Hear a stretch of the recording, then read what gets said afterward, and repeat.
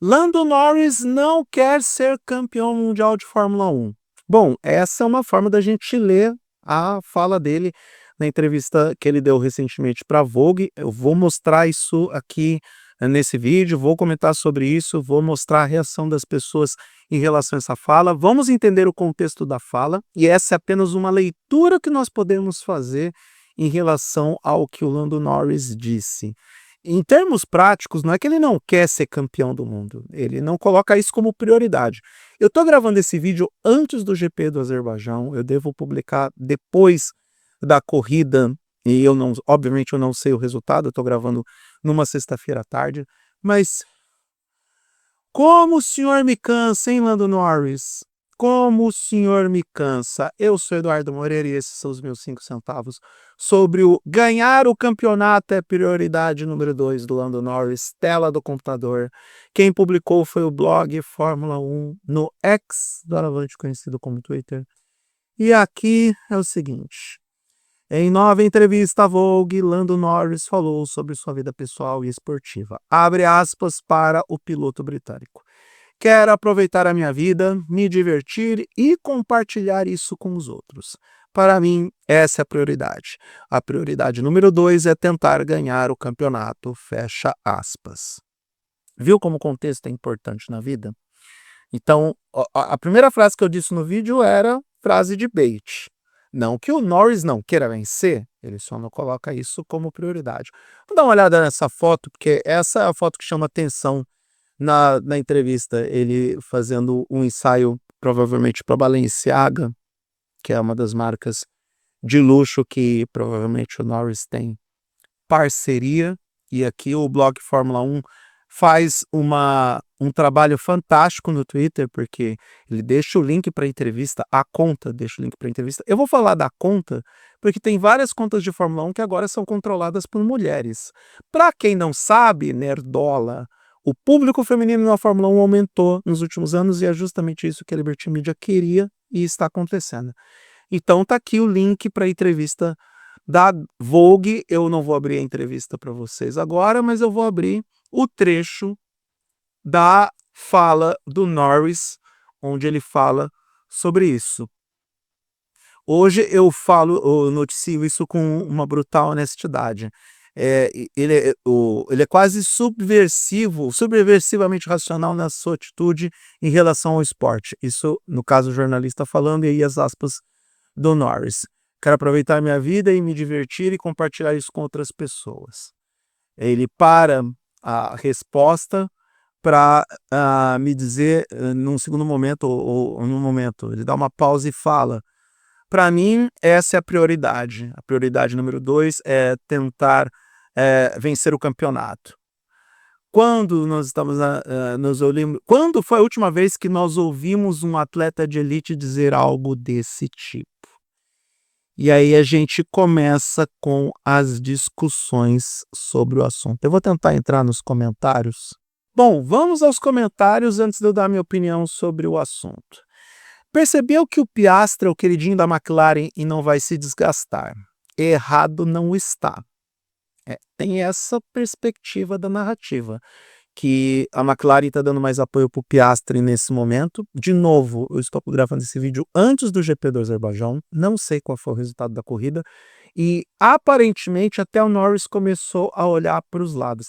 Apesar de aparecer alguns rumores dizendo que o Piastri seria, por exemplo, o favorito da Ferrari para eventualmente substituir o Lewis Hamilton no futuro. Hamilton, que por sinal deu uma entrevista antes da prova do Azerbaijão, dizendo que só vai se aposentar quando o Fernando Alonso fizer 50 anos.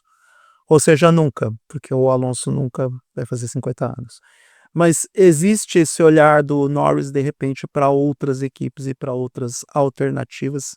Talvez ele esteja olhando para isso ou não, isso está na zona dos rumores, mas existe essa perspectiva e prerrogativa de que a McLaren coloque o Piastri como o favorito da equipe. O lance é que os haters do Norris, nenhum deles torce para a McLaren. Não sei para que tanto ódio no garoto. Vocês acham mesmo que tá ruim para a McLaren? Que eles preferem 2 pilotos se matando e se destruindo a corrida um do outro na pista?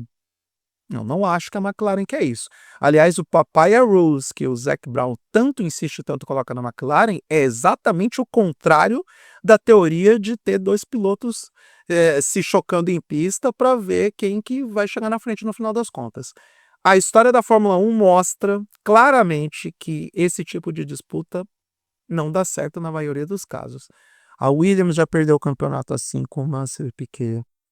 A McLaren com Alonso e Hamilton. Enfim, várias outras equipes tiveram esse tipo de problema. E eu acho que todos os traumas que o Zac Brown tem, que a McLaren tem, colocam essa perspectiva de que eles não querem isso. Não acho que é um erro ele pensar assim. Nem todos pensam como o Senna, Lewis ou Max, e até o Max, depois de ganhar os campeonatos, disse que haveria um ponto onde não faria mais sentido correr. E, de fato, eu acho que o principal exemplo que o Norris hoje se espelha é justamente no Max Verstappen, apesar deles serem mais ou menos da mesma geração. Eu não creio que o Max Verstappen vai ficar na Fórmula 1 por mais 5 anos. E isso porque a gente está falando de um piloto que tem 27 anos, que é novo para a categoria, só que a gente não pode se esquecer que o Verstappen começou com 17, então ele já tem 10 anos fazendo a mesma coisa, e qualquer pessoa pode se aborrecer ao longo desse tempo e se cansar disso, ainda mais levando em consideração que é um esporte de alta performance. Então, não será surpresa se o Max Verstappen, depois de 2026, tirar um ano sabático para mudar de equipe, ficar mais umas 3 ou 4 temporadas em outra equipe e se aposentar. Não será surpresa se até 2028, que é onde vai o contrato dele, ele efetivamente se cansar e abandonar a Fórmula 1, até porque ele já está buscando outras categorias para se divertir. E eu acredito que sem a pressão, sem a visibilidade e sem toda a cobertura midiática, ele pode ser feliz, por exemplo, no WEC, no Endurance. Não podemos nos esquecer que a cabeça do Verstappen muda para outros campos uma vez que ele tem uma filha. Ele já tinha pequena P, mas agora ele tem uma filha com a Kelly Piquet. E isso muda a perspectiva de qualquer pessoa. Então, todas essas variáveis se aplicam ao Verstappen e não tem muita gente pegando no pé dele, não. Já no caso do Norris, só porque ele apareceu nessa fotinha bonita aqui, modelo da Balenciaga, as pessoas pegam no pé dele, por motivos que vão além das escolhas pessoais ou da preferência por qual carro ele vai pilotar, é por outros motivos, né? Essa carinha de bom moço que o Norris tem. E o ensaio dele da Vogue tá bem interessante, tá de novo pagando de gatão. É que o Norris é um homem bonito, né? Tem esse detalhe também. Mas quando essa perspectiva é para o Verstappen, a galera pensa, não, ele está certo, a gente tem vários argumentos que o Verstappen pode aplicar para poder dar um tempo, até mesmo sair da Fórmula 1 ou se aposentar. Não seria um exagero o Max Verstappen se aposentar antes dos 30 anos e com apenas 4 títulos mundiais. Não acho que para o Verstappen, para a cabeça do Verstappen, é tão relevante assim conquistar, por exemplo, mais títulos do que Hamilton e Schumacher. Para ele, 4 títulos mundiais em sequência é algo que já o coloca na história da Fórmula 1. Então ele vai ter outras prioridades. Agora, não vejo as pessoas pegando tanto no pé do Verstappen quando ele pensa dessa forma, como pegam no pé do Norris. Aliás, pegam no pé do Norris para muita coisa, né? Não é só para as escolhas do que ele vai fazer após a carreira, o que ele está fazendo agora. E aí a gente entra num outro tópico chamado saúde mental. Nós estamos falando de atletas de alta performance. E não venha me dizer que eles são muito bem pagos para fazer o que fazem, que eles não podem passar por estresse, que eles não podem se cansar, que é um absurdo um atleta que pilota o carro mais rápido do mundo a cada 2 semanas, que ele não pode se cansar disso. Você não está na pele daquele cara. A mesma coisa se aplica, por exemplo, eu vou falar de um esporte menos popular, a Naomi Osaka. Jogos Olímpicos de Tóquio de 2020, que aconteceram em 2021 por conta daquela crise sanitária global sem precedentes, a pior dos últimos 100 anos.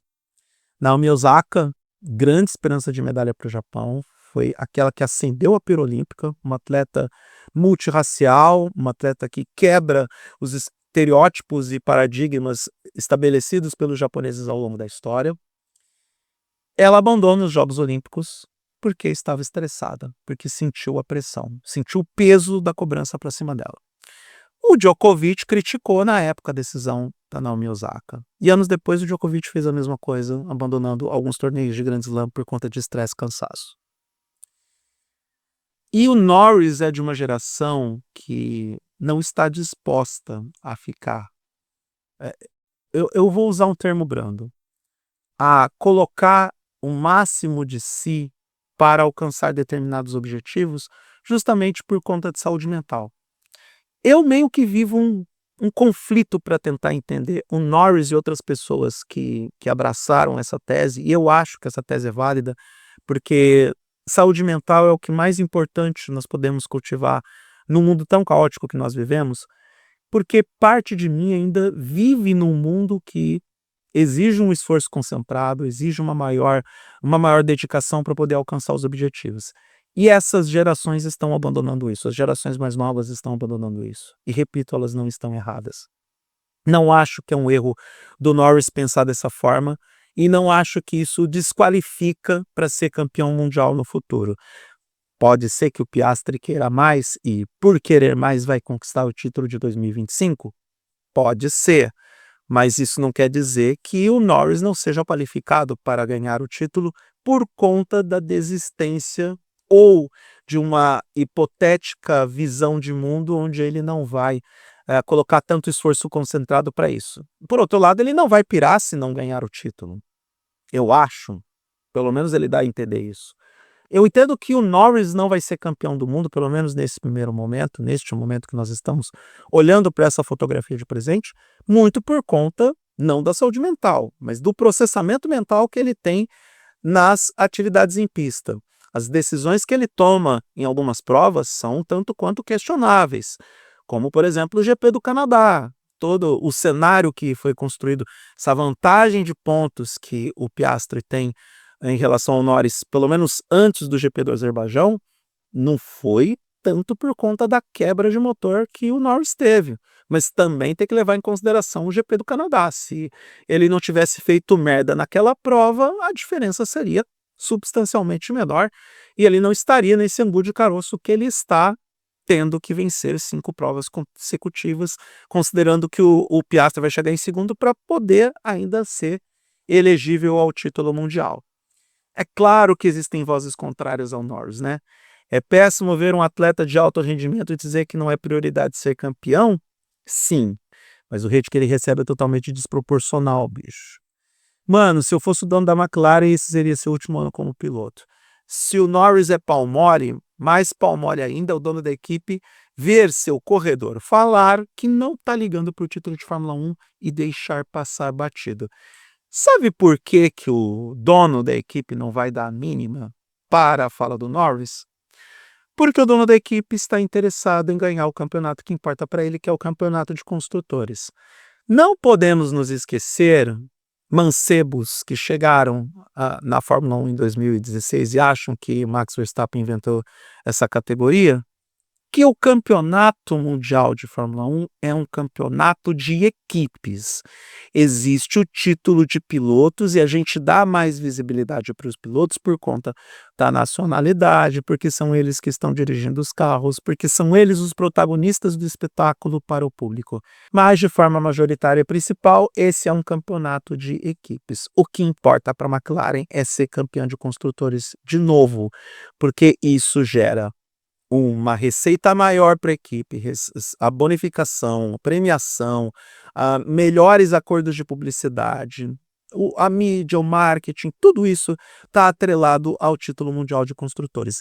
É óbvio que ser campeão de pilotos dá uma enorme visibilidade para a McLaren, só que isso vai acontecer de qualquer maneira em 2025. Ainda mais com esse massacre que a McLaren estabeleceu em relação a Mercedes, Ferrari e Red Bull. Esse é o principal prêmio, é isso o que o Zac Brown mais deseja. Então, não. O Zac Brown não tem pau mole. Ele deve estar funcionando muito bem e para ele, o que importa, quem vai vencer se é Piastri ou Norris, essa é que é a realidade. Apesar de todas as falas internas, todos os rumores apontarem que o Piastri é o favorito da equipe. E o último comentário com o Stewie do Family Guy, que eu gosto muito. Eu sou o Norris e estou em um campeonato de Fórmula 1. Quero só me divertir e vencer a competição em segundo plano. No final das contas, a gente tem que repensar a nossa relação com o sucesso e fracasso. Não só nos esportes, não só na Fórmula 1, mas nos diferentes campos de vida. O que é fracasso para você em relação a mim, para mim pode ser sucesso. Porque nós não estamos na mesma perspectiva. Nós não estamos no lugar do outro para entender o que é sucesso e fracasso. E a gente tem que parar de medir o mundo a partir apenas e tão somente da nossa própria régua. A gente tem que parar de olhar o mundo apenas na bolha que a gente vive, apenas no bambolê metafórico em torno do nosso umbigo e tentar compreender, inclusive, os contextos que são utilizados quando a gente ouve as pessoas fazerem os seus pronunciamentos e conversando com a imprensa, utilizando falas um tanto quanto polêmicas para explicar seus pontos. Então, eu tendo a entender o que o Norris está falando, porque, de novo, ele basicamente fala de saúde mental. E saúde mental é um dos grandes males da humanidade. Você pode achar que é bobagem, você pode achar que é frescura, pode dizer que é que nem mal de depressão, e a gente está no mês do Setembro Amarelo, então é oportuno falar sobre isso, que o mal de depressão, que pode gerar em males ainda maiores, que podem gerar em dores permanentes e danos permanentes às nossas vidas, que tudo isso para você é frescura. Mas no mundo real não é. E ver atletas de alta performance como o Lando Norris serem lúcidos em relação ao que é sucesso e o que é fracasso é algo bem interessante. Olha só como são as coisas. Eu caí em contradição, porque eu comecei o vídeo falando do Lando Norris e, putz, ele não quer ser campeão do mundo. Mas aí quando a gente entende o contexto, a gente muda de opinião e se torna mais empático e mais consciente sobre o que ele quer dizer. Aprendam com o Lando Norris da mesma forma como eu aprendi ao gravar esse vídeo para vocês.